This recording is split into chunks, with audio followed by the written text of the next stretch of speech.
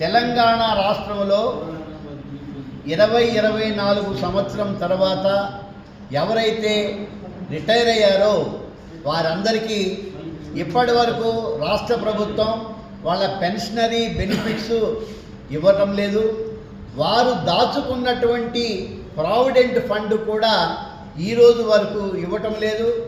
వాస్తవానికి రిటైర్ అయిన తర్వాత వచ్చే డబ్బులతోటి పిల్లల పెళ్లి చేయాలనో, ఒక సొంత ఇల్లు కట్టుకోవాలనో, ఏదైనా అనారోగ్యానికి పాల్పడితే వైద్యం చేయించుకోవాలనో ఈ రకమైనటువంటి ఆశలు ఉంటాయి.